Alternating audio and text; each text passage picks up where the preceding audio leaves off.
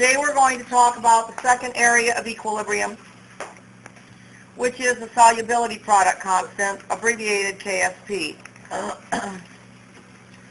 KSP is, again, the K is just a number. It doesn't have a unit.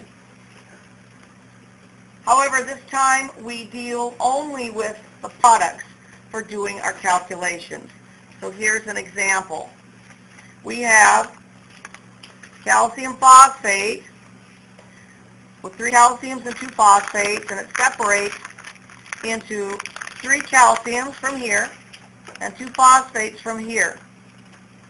So when it separates, this is a 1 to 3 to 2 ratio. In KSP, we use the coefficients twice. The first place we use them is as a multiple of the concentration of the reactant. And then the second place we use them is the same place we use them when we do KEQ, and that is as an exponent in our formula.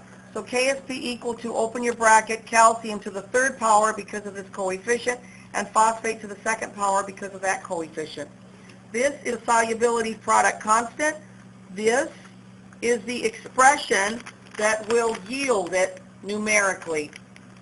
So let's take a look at some sample problems.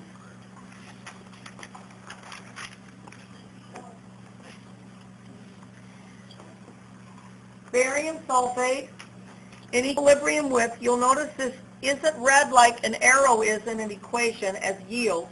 It is in equilibrium with barium and sulfate. Since there's 1 barium and 1 sulfate, don't be confused by the 4. The 4 is part of the polyatomic ion sulfate. There's only 1 sulfate here. This is a 1 to 1 to 1 ratio.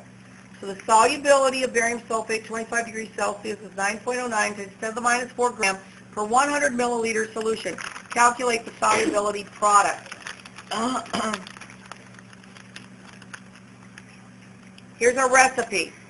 KSP equals barium times sulfate.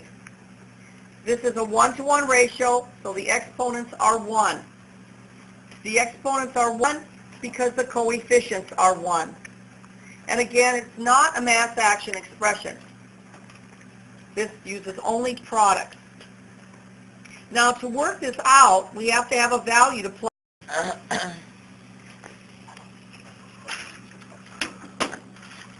What? This is a 4. 9.09 times 10 to the minus 4 gram per 100 milliliter of solution. Now, we learned back in December how to convert mass over volume to moles over liters, which is molarity. We start with mass over volume. If we want a single unit, we have to start with a single unit. If we want a double unit, we start with a double unit. Molarity is a double unit. So we put mass over volume. We get out of milliliters into liters, slash, out they go, and grams into moles, slash, out they go, and we're left with moles per liter, which is a molar concentration. And it's 3.9 times 10 to the minus 5. So that is the concentration, or the molar solubility of barium sulfate.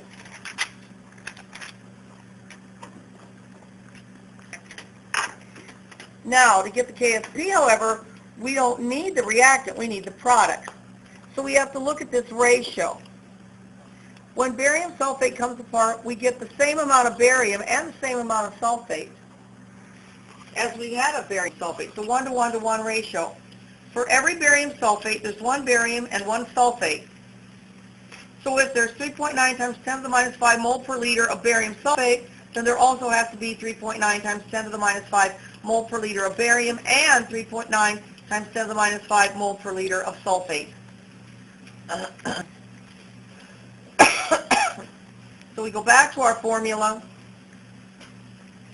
KSP equal, open your bracket, barium plus 2, close your bracket, open your bracket, sulfate minus 2, close your bracket. There has to be 3.9 times 10 to the minus 5 barium, 3.9 times 10 to the minus 5 molar concentration of sulfate. That's 15.2 times 10 to the minus 10. And in good scientific notation, this is 1.52 times 10 to the minus 9. Remembering if you make this smaller, you make this larger, which brings it closer to the decimal. Gummy worms? Want gummy worms? Why did I what?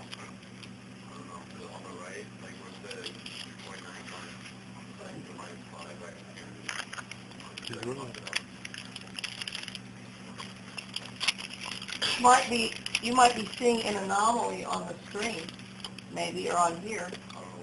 You're tripping out. I think so.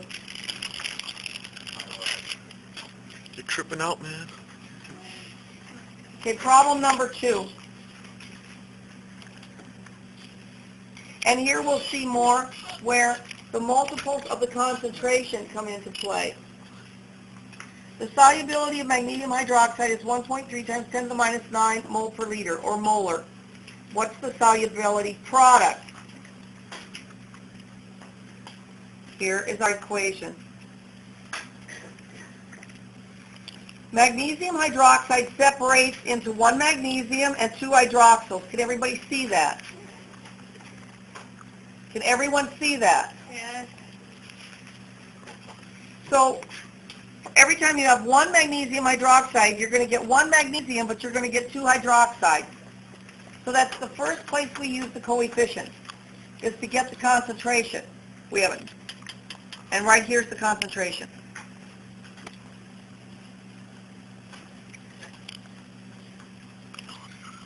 Your problem tells you you have 1.3 times 10 to the minus 4 molar of this. That means you have to have 1.3 times 10 to the minus 4 molar of that. But there's twice as much of this.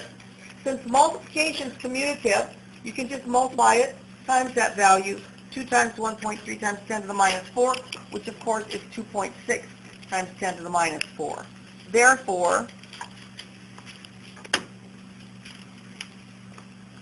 here's your recipe. This is the second place in KSP. You will use your coefficient. Magnesium to the first power and the hydroxide to the second power.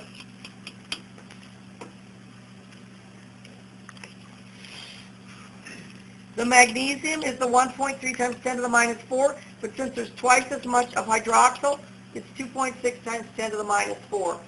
Then, of course, that value. So remembering that, again, we use the coefficient twice in KSP, first to get concentration and then as exponents. So we have silver sulfide separated into 2 silvers and 1 sulfur. You're just given the molar concentrations here. It's really easy.